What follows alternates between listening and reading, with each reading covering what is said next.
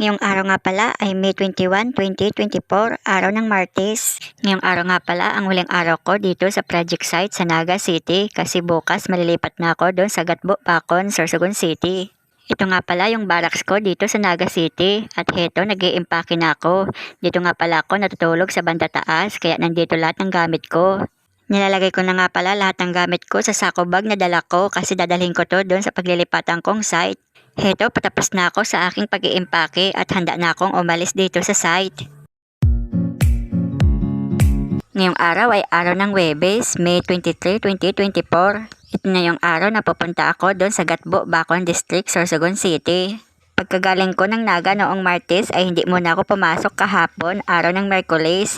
Ngayon pala ako papasok, araw ng Huwebes. Pang 2 weeks na kasi yung labahan ko, kaya wala na akong damit na masusuot. Kaya naman nagpaalam ako sa opisina kahapon na hindi na muna ako papasok kahapon kasi maglalaba muna ako ng aking mga damit.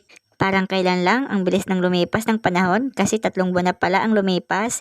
Every 3 months kasi nagre-reshuffle kami, paiba-iba kami ng site. At natapos na ang 3 buwan, kaya naman mula Naga ay malilipat na ako doon sa Bacon, Sorsogon City. Heto, nagsusuot na ako ng sapatos kasi ito yung unang araw ko doon sa bagong site ko sa Gatbo, Bacon, Sorsogon City.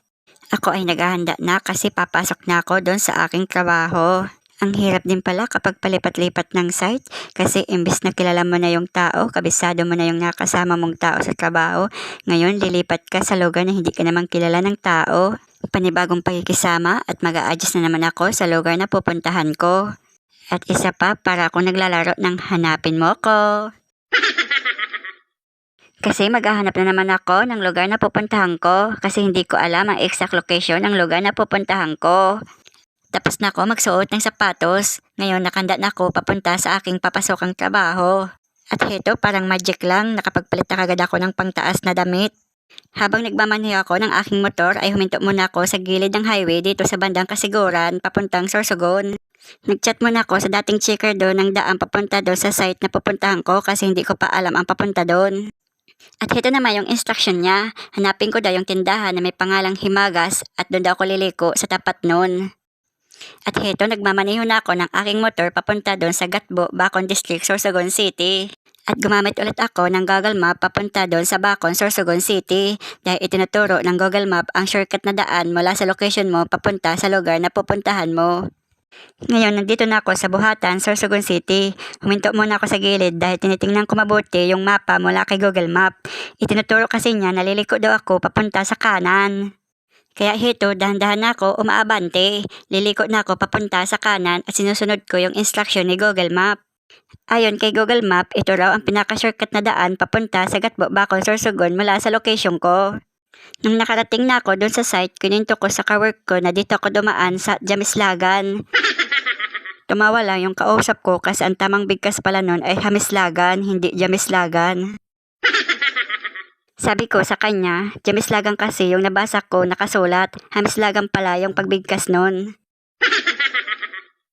At heto, narating ko na yung instruction sa akin na Himagas Store. Dito daw ako, sa tapat nito ako liliko papunta doon sa site. Mula sa tapat ng Himagas Store ay umabante na ako ng konti at lumiko papunta sa kanan kasi yun ang instruction sa akin.